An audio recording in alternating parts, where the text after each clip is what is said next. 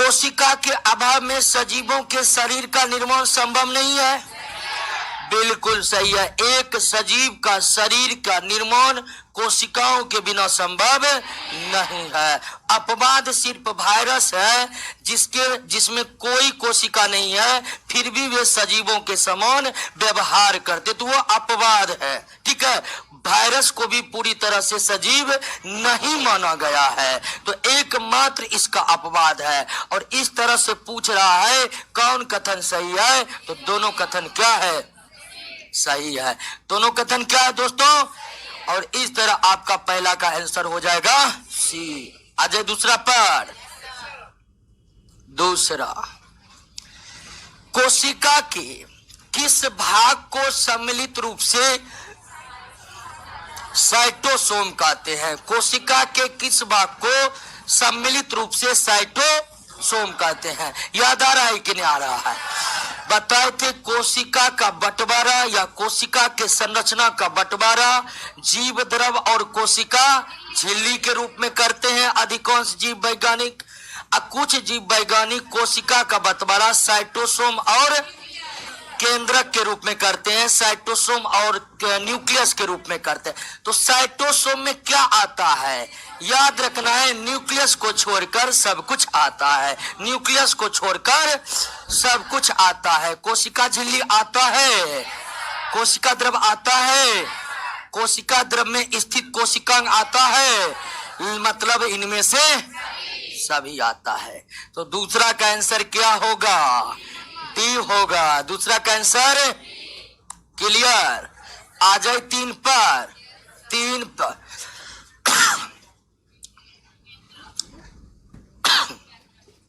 साइटोसोम के अंतर्गत निम्नलिखित में कौन एक शामिल नहीं है? तो याद रखना है साइटोसोम में न्यूक्लियस को छोड़कर सब कुछ शामिल है, मतलब कौन नहीं शामिल है? न्यूक्लियस शामिल नहीं है। यहाँ पर सी डी एक ही आ गया है, थोड़ा टाइपिंग मिस्टेक हो गया, डी में कुछ और रहता दोस्तों। ठीक है, जैसे कोशिका द्रव रहता, तो यहाँ पर बी सी डी होगा, लेकिन साइटोसोम का हिस्सा न्यूक्लियस नहीं है। इस तरह से आपका तीसरा का आंसर क्या हो जाएगा, ए हो जाएगा। क्लियर, तीसरा प्रश्न क्लियर। आइए चौथा, कोशिका द्रव में स्थित जीवित रचनाएं, जब ये जीवित रचनाएं बोल दिया आंख मुनकर मार देंगे क्या, ऑर्गेनॉइड। जीवित के बाद पढ़ना ही नहीं है, रचनाएं जीवित उस मतलब ऑर्गेनॉइड, लेकिन ये गलत बात है, प्रश्नों को पूरा पढ़ना चाहिए दोस्तों। ठीक है, तो कोशिका द्रव में स्थित जीवित रचनाएं जिनमें बढ़ने तथा विभाजन की क्षमता होती है उसे क्या कहते हैं, ऑर्गेनॉइड। प्रश्नों को पूरा इसीलिए बोले हैं कि कभी प्रश्न के सब कुछ सीधा सीधा रहेगा, लास्ट में नहीं लगा देगा, वहीं पढ़ना आप छोड़ दीजिएगा। अगर पर आइएगा कि मेरा तो प्रश्न सही है, एक नंबर कैसे मेरा घट गया, अब माथा पीट रहे हैं। ये इसलिए घट गया कि हो सकता आप किसी प्रश्न को पूरा पढ़, परीक्षा में प्रश्नों को पूरा पढ़ना है, नहीं तो मेरिट में दिक्कत होगा। पीटी निकलेगा, मेंस निकलेगा, फिजिकल निकलेगा। प्रश्नों को पूरा नहीं पढ़ने का अंतिम रिजल्ट ये होता है मेरिट से बाहर, क्योंकि मेरिट में अधिकांश 1-2 नंबर के लिए छट जाते। आइए दोस्तों, 5 नंबर निम्नलिखित में कौन सी कोशिकीय रचना ऑर्गेनॉइड नहीं है? रसधौनी, प्रोटीन, वसा, न्यूक्लिक अम्ल, जल, ये सब क्या है, मेटाप्लास्ट है, यानी ऑर्गेनॉइड नहीं है। निर्जीव संरचना है, ऑर्गेनॉइड नहीं है। ठीक है, रसधौनी को अंग्रेजी में वैक्यूल कहते हैं। क्या कहते हैं, वैक्यूल। तो इस तरह से पांचवा का उत्तर क्या होगा, डी होगा। 6 नंबर, निम्नलिखित में कौन सा एक सही नहीं है? कौन सा एक सही नहीं है? ए नंबर, कोशिका का आकार एवं आकृति उसके कार्यों के अनुरूप होता है। बिल्कुल सही है। अर्थात अलग अलग कार्य करने वाले अंगों के कोशिका के आकार और आकृति भी क्या होता है, अलग अलग होता है। तो पहला तो सही है, पहला बी नंबर। कोशिकाओं की संख्या जीव के आकार पर निर्भर करता है, बिल्कुल सही है। जितना बड़ा जीव उतनी बड़ी उतनी संख्या में कोशिका, तो बी भी। सी नंबर, अलग अलग रचना और अलग अलग कार्य करने वाले कोशिकाओं के समूह को ऊतक कहते हैं। ये गलत है दोस्तों, हालांकि इसके बारे में भी हम बताए नहीं है, क्योंकि अभी ऊतक पढ़े नहीं है। तो ऊतक पढ़ेंगे ना तो क्लियर हो जाएगा। समझ लीजिए, एक ऊतक में एक ही प्रकार के कोशिकाएं होती है, उनके आकार और आकृति समान होती है, उनके कार्य भी क्या होते हैं, समान होते हैं, उनकी उत्पत्ति भी क्या होती है, समान होती है। मतलब कोई एक ऊतक है तो ऊतक कोशिकाओं से मिलकर बनते हैं।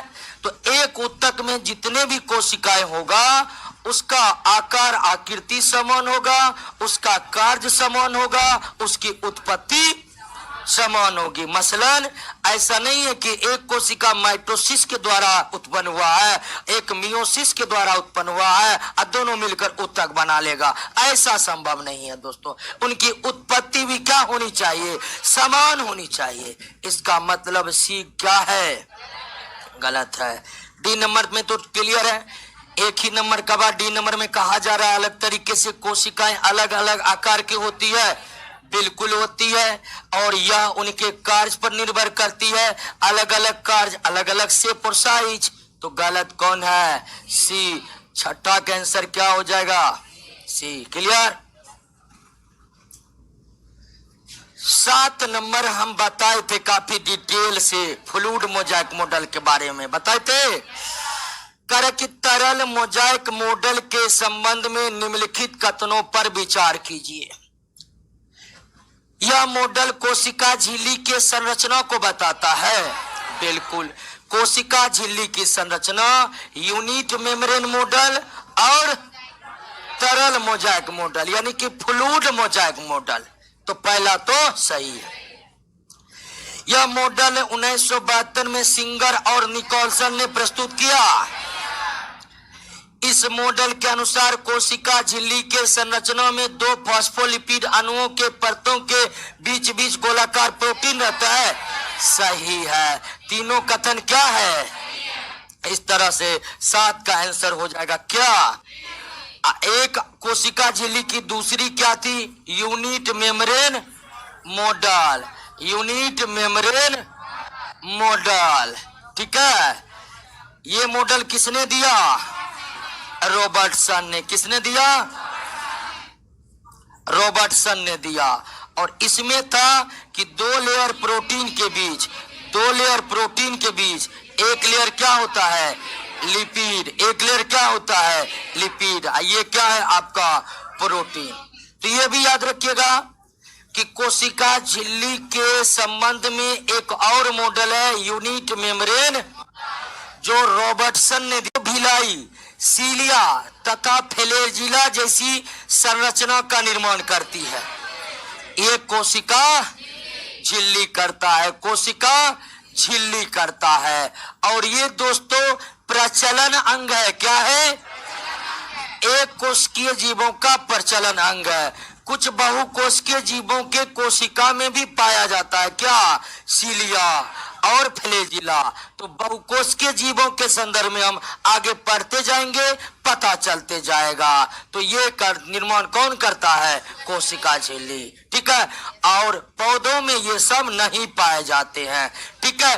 प्लांट सेल के किसी भी कोशिका में माइक्रोविलाई, सीलिया, फ्लैजिला सब नहीं होता है, क्योंकि आप जानते हैं कि उसमें कोशिका झिल्ली भीतर में रहता है, तो उससे सीलिया निकलेगा भी तो बाहर निकल पाएगा, सेल यानी कि सेल वाल को छेद करके बाहर निकल पाएगा नहीं। तो ये भी याद रखना है कि ये माइक्रोविलाई, सीलिया, फ्लैजिला जैसी संरचनाएं केवल जंतु कोशिका में होते हैं, पौधों के कोशिका में।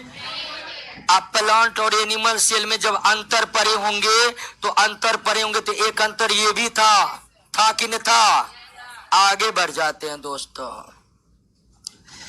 पराशरण कल ही पर थे, कल ने पिछले क्लास में कौन कर रहा था?